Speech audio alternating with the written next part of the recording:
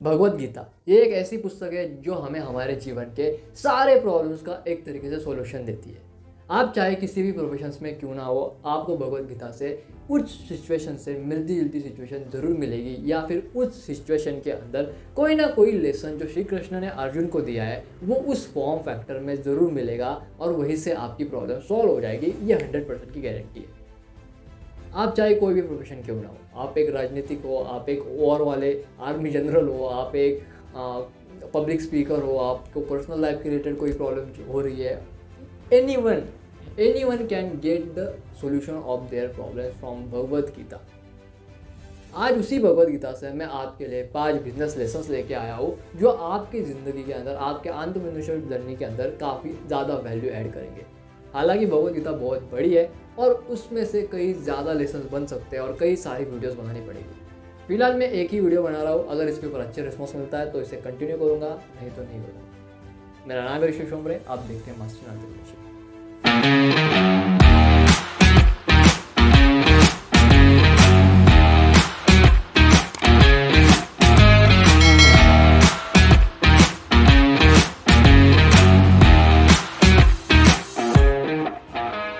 तो शुरुआत करते हैं सबसे पहले लेसन की, जो हमें सीखने मिलता है श्री कृष्ण और युधिष्ठिर से। वो ये है कि honesty isn't always the right policy.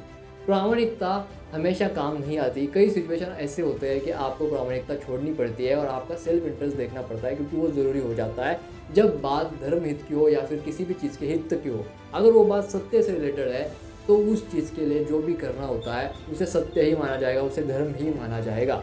जैसे मैं आपको समझाता हूँ कि आपका एंटरप्रेन्योर का आपका अच्छा खासा स्टार्टअप है XYZ, आपको फंडिंग चाहिए, तो आपका इन्वेस्टर आपसे सवाल पूछेगा कि भाई अगले साल में आप कितना बिजनेस लेके आओगे। तो आप उसे क्या बोलते हो कि मैं 10 करोड़ का बिजनेस लेके आऊँगा, 50 करोड़ का बिजनेस लेके आऊँगा। हालांकि आपको मालूम होता है कि ये आंकड़ा टच करना इम्पॉसिबल है आप जिस स्टेज में हो आज के डेट में, फिर भी आप उसे आश्वासन देते हो कि मैं इतना इतना करूँगा, राइट। तो आपने यहाँ पे ऑनेस्टी तो नहीं अपनाई ना, आपने आपका सेल्फ इंटरेस्ट देखा, क्योंकि आपको मालूम है कि ये चीज़ हित में है, आपकी सैलरीज देनी हो सकती है या फिर आपका गोल अचीव होना ज़रूरी है, उससे आप बहुत ज़्यादा इम्पैक्ट क्रिएट कर रहे हो, तो वो एक तरीके से धर्म के अंदर ही गिनी जाती है। जैसे आपको समझाता हूँ कि युधिष्ठिर जो था वो 5 पांडवों में से एक था जो कभी भी झूठ नहीं बोलता था, वो हमेशा सच ही बोलता था। लेकिन उस पूरे युद्ध भूमि में ऐसा प्रसंग बना कि उसको झूठ बोलना पड़ा। जैसे कि जो गुरु द्रोण थे वो काफ़ी ज़्यादा बलशाली थे, तो उनको कैसे ढीला किया जाए, उनको अवलोकन कैसे तोड़ा जाए, राइट। उनका जो मोटिवेशन, उनका जो डेडिकेशन है उसके ऊपर आंच कैसी लाई जाए। तो यहाँ पे कृष्ण ने दिमाग लगाया और कहा कि युधिष्ठिर देखो, उन्होंने तुम्हारे ऊपर तो कितना सारा छल किया हुआ है और अब हम इस युद्ध में कर रहे हैं, धर्म का इतना भाव युद्ध चल रहा है, तो तुम भी थोड़ा बहुत छल अपना सकते हो, क्योंकि उन्होंने तुम्हारे साथ छल किया है और तुम जो छल करने जा रहे हो वो धर्म हित में है, तो तुमको इसे करना चाहिए। युधिष्ठिर ने साफ साफ मना कर दिया कि वो ऐसा नहीं करेगा, झूठ बोलना उसकी फितरत नहीं है, वो हमेशा सत्य वचन ही रहेगा। यहीं पे श्री कृष्ण ने कहा कि देखो भाई युधिष्ठिर, तुमको तो झूठ बोलना पड़ेगा, क्योंकि ये हमारे हित में होना चाहिए, नहीं तो हमको बहुत प्रॉब्लम चलेगी कि हमारे बहुत सारे सैन्य मारा जाएगा, ऐसा नहीं चलेगा। तो युधिष्ठिर ने कहा कि नहीं, उसने ही सेड नो, वो जो है वो सत्य ही बोलेगा, झूठ बोलेगा ही नहीं। तो फिर श्री कृष्ण ने और दिमाग लगाया और बोला कि एक काम करो, तुमको सत्य ही बोलना है ना, तो तुम सिर्फ इतना बोलो अश्वत्थामा मारा गया लेकिन हाथी। तो लेकिन हाथी जो है ना वो थोड़ा छोटा बोलो, अश्वत्थामा मारा गया ये बड़ा बोलो, दैट्स इट। तुमने कोई झूठ बोला ही नहीं। युधिष्ठिर ने वही ही किया, जिसके वजह से अल्टीमेटली गुरु द्रोण का जो भी उनका मोटिवेशन था, उनका जो डेडिकेशन था, जिस ऊर्जा के साथ वो लड़ रहे थे, वो ऊर्जा एक तरह से टूट गई, उनका मनोबल टूट गया। और जैसे उनका मनोबल टूट गया, अगले ही क्षण वो वीर गति के लिए प्राप्त हो गए और बहुत बड़ा झटका लगा था कौरव सेना। और बाद में पता चला कि अश्वत्थामा जो था वो जो मरा है वो हाथी था, हाथी का नाम अश्वत्थामा ने रखा था, और बाद में पता चला कि वो हाथी भी नहीं मरा था। समझ में आ रहा है। सेकेंड लेसन जो हमें भगवद गीता से सीखने को मिलता है वो ये है कि आपको अपनी टीम बनानी पड़ेगी। Build a powerful team. Simple. Pandava जो थे वो सिर्फ 5 थे, लेकिन वो उन्होंने बड़े ही बहादुरी के साथ 100 कौरवों को, जिनका बहुत बड़ा राज्य था, उनके पास 20-25 लाख की सेना हुआ करती थी उस समय, उतने बड़े राजाओं को 100 राजाओं को, एक तरीके से ऐसा समझिए वो 100 ऐसे राजा थे जिनकी 100 अलग अलग नीतियों में काफ़ी ज़्यादा महारत हासिल थी, उनको उन्होंने धूल चटा दी, उनका उन्होंने संपूर्ण सर्वनाश कर दिया। कैसे? कौरव युद्ध में हार गए, पांडवों के पास तो कुछ था नहीं, बट पांडवों के पास अगर कुछ था तो वो था उनकी टीम। उनके पास तो कोई राज्य बिज्य नहीं था, उनके पास एक स्ट्रॉन्ग टीम थी। टीम थी सही रणनीतिकार की, टीम थी एक युद्ध विश्लेषक की।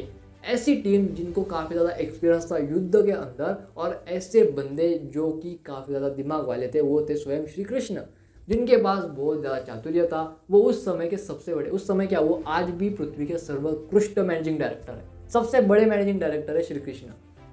उनकी रणनीति बहुत ज़बरदस्त होती थी।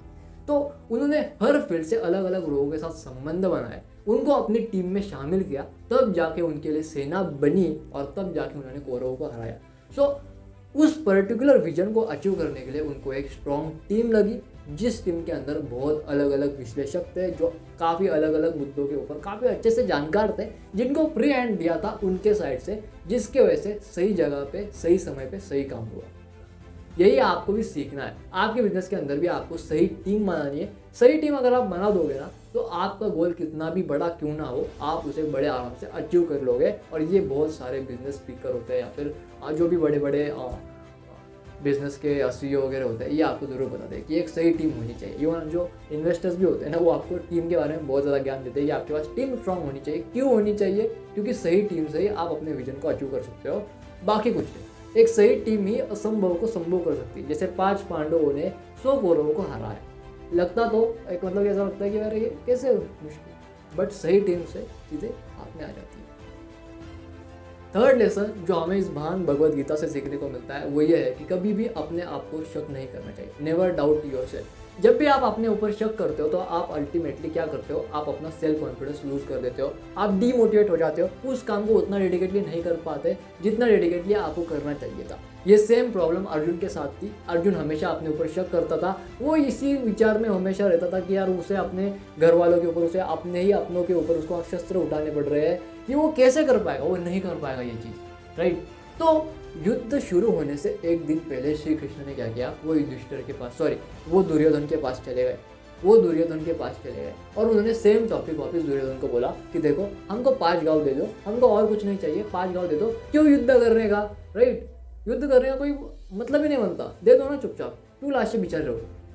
तो दुर्योधन ने वापस वही चीज़ रिपीट की, कहा कि मैं तुमको एक ज़मीन भी नहीं दूंगा, अब युद्ध करने के लिए आए हो, कल युद्ध होने ही वाला है तो अब युद्ध ही करेंगे, कोई ज़मीन भी कोई कुछ नहीं मिलने वाला, जाओ।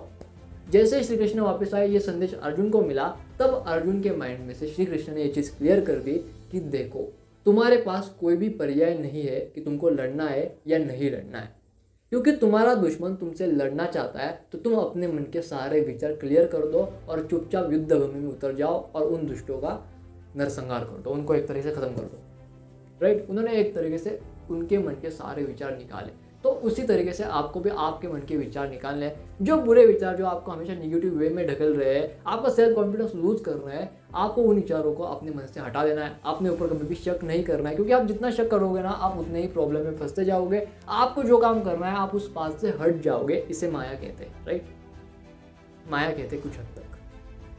फोर्थ लेसन जो हमें इस महान ग्रंथ से सीखने को मिलता है वो ये है कि नेवर सजेस्ट एनीथिंग और never order anything to your partner who is expert in particular thing. समझ में आ रहा है बात को? देखो, कभी भी अपने पार्टनर को जो एक पर्टिकुलर चीज़ के अंदर एक्सपर्ट है, उसे उस चीज़ के ऊपर ऑर्डर मत दो कि तुम्हें ये चीज़ नहीं, ये चीज़ करनी है। अगर तुमने उस चीज़ को लिया है, उस चीज़ को, उस बंदे को आपने लिया है काम पे, तो उसे उसका काम उसी हिसाब से करने दो। आप उसको बताओ कि आपको क्या चाहिए, वो किसी भी वे में आपको ला के दे, उससे आपको मतलब होना चाहिए। आपको ये मतलब नहीं होना चाहिए कि आप उसको ये सजेस्ट करोगे ऐसा नहीं ऐसा कर, सजेस्ट नहीं, ऑर्डर करोगे ये नहीं ऐसा नहीं ऐसा कर। ये चीज़ बहुत ज़्यादा घातक होती है और आपके लिए बहुत ज़्यादा नुकसान क्रिएट करती है। सिमिलरली दुर्योधन यही गलती करता था। दुर्योधन क्या करता था, वो अपने ही सेनापति को निर्देश देता था कि ऐसा नहीं ऐसा कर। जितने भी व्यूह रचना जो युद्ध के अंदर हुई जाती है, जितनी भी रणनीति वो सेनापति बनाता था ना, दुर्योधन उस सेनापति के लिए मॉडिफिकेशन लेके आता था। उसके भी जो भी युद्ध रचना होती थी उसको बताता कि ये ऐसा नहीं ऐसा कर, ऐसा नहीं ऐसा कर, जिसके वजह से बहुत ज़्यादा नुकसान होता था। और ये बात श्री कृष्ण अच्छे से जानते थे, इसलिए श्री कृष्ण ने कभी भी उस चीज़ को टोका नहीं। और जब दुर्योधन ने कहा कि मुझे ये सेनापति मेरे तरफ चाहिए, क्योंकि वो सेनापति कभी भी युद्ध में नहीं आ रहा था, जैसे श्री कृष्ण ने कहा ठीक है ले जाओ। क्यों? क्योंकि उनको मालूम थी दुर्योधन की नीति कैसी है। वो कुछ भी काम खुद के मर्जी के अलावा जो उसे चाहिए वो उसी चीज़ के अंदर वो फोकस करता है और लोगों को प्रेशर करता है कि वो तो यही चीज़ कर, भले वो बंदा कितना भी एक्सपर्ट क्यों ना। ये बात श्री कृष्ण अच्छे से जानते थे, इसलिए उन्होंने चुपचाप उस सेनापति को जाने दिया। और जो सेनापति किसी भी युद्ध में नहीं हारा था, वो उस युद्ध में हार गया। तो आपको भी कभी भी अपने एक्सपर्ट को सजेशन नहीं करना चाहिए जो आपके कंपनी के अंदर है, राइट। जैसे कि अगर आपका CTO है जिसे टेक्नोलॉजी के बारे में बहुत ज़्यादा नॉलेज है, उसे अच्छे से मालूम है कि कैसे टेक्नोलॉजी बिल्ड करनी है, आप उसे जाके बता रहे हो कि भाई तो ऐसा नहीं ऐसा कर, ये कोडिंग लैंग्वेज नहीं ये कोडिंग लैंग्वेज बोल, आपको ये चीज़ करने की कोई ज़रूरत नहीं है। आपको बस बताना है कि आपको क्या आउटकम चाहिए, आपको क्या आउटपुट चाहिए, यही बस आपको बताना है। वो आउटपुट कैसे लाना है वो उस बंदे की प्रॉब्लम है, आपकी प्रॉब्लम नहीं है। तो उसे ऑर्डर मत करो कि ये नहीं तो इसी तरीके से कर, मुझे ये नहीं मुझे यही चाहिए, नहीं। आपको क्या चाहिए, आपको आउटपुट चाहिए, आउटपुट आपको क्या चाहिए वो बताना है, और वो आउटपुट कैसे लाना है वो खुद देख लेगा, क्योंकि वो उसी चीज़ में एक्सपर्ट है। आप अपना काम देखो, आपको जो काम आता है वो, समझ गए। फिफ्थ लेसन जो हमें भगवद गीता से सीखने को मिलता है वो ये है कि ऑलवेज फोकस ऑन क्वालिटी बस not on quantity. Normal company में हम देखते हैं कि क्या करते हैं, वो बहुत ज़्यादा लोगों को हायर कर लेते हैं, बट उसके अंदर इतनी क्वालिटी नहीं होती है। बड़ी बड़ी कंपनियां जो होती है ना, वो बहुत बड़े लेवल बहुत बड़े स्केल के ऊपर जो है वो एम्प्लॉयज़ को हायर करते हैं, बट वो उन्हीं एम्प्लॉयज़ को हायर करते हैं जिनके अंदर क्वालिटीज़ होती है कुछ बड़ा करने की, या फिर क्वालिटीज़ होती है कि इनको अगर थोड़ा सा और भी नर्चर करेंगे ना तो ये एक्स्ट्राऑर्डिनरी काम करेंगे। जिसके जैसे IT में होता है, राइट। IT में जब भी कैंपस के अंदर ड्राइव होता है तो कैंपस के अंदर जो भी स्टूडेंट्स वगैरह होते हैं उनका जो बेसिक नॉलेज होता है उसके ऊपर भी कभी कभी जो है वो कंपनी उन स्टूडेंट्स को सिलेक्ट कर देती है। क्यों? क्योंकि उनको लगता है कि भाई इनके अंदर वो कैपेबिलिटी है जो आगे जाके ये बहुत अच्छा काम कर सकते हैं, तो उनको थोड़ी सी वो सीख देते हैं, जिसके बाद में वो स्टूडेंट सच में एक्स्ट्राऑर्डिनरी काम करते हैं।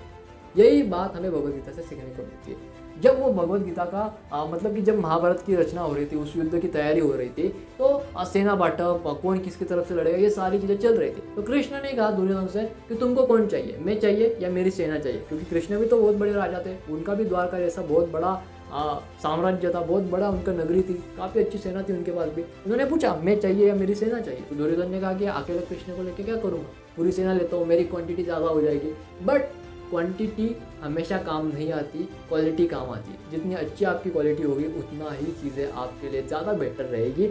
दुर्योधन इस बात को समझने में नाकाम रहा कि श्री कृष्ण के पास सबसे ज़्यादा चतुर माइंड है। उसके मामा शकुनी ने भी बोला कि श्री कृष्ण दुनिया के सबसे ज़बरदस्त रणनीतिकार है, सबसे ज़बरदस्त उनका बुद्धि है, वो आप उनसे लड़ नहीं सकते, उसके साथ दुश्मनी करना यानी अपने मौत को आमंत्रित देने के बराबर है। फिर भी वो बंदा उसके आर्मी को चूज कर रहा है, श्री कृष्ण को चूज ही नहीं कर रहा है, तो उससे बड़ा गधा कोई नहीं है। यही चीज़ हमें समझने आती है। बिजनेस में भी यही होता है, आपको हमेशा क्वांटिटी पीपल के ऊपर फोकस नहीं करना चाहिए, आपको क्वालिटी पीपल के ऊपर फोकस करना चाहिए। जितनी ज़्यादा क्वालिटी पीपल्स के ऊपर आप फोकस करोगे उतना ही काम आपका आसान होगा। ये थे कुछ लेसन्स जो मैंने भगवद गीता से सीखे।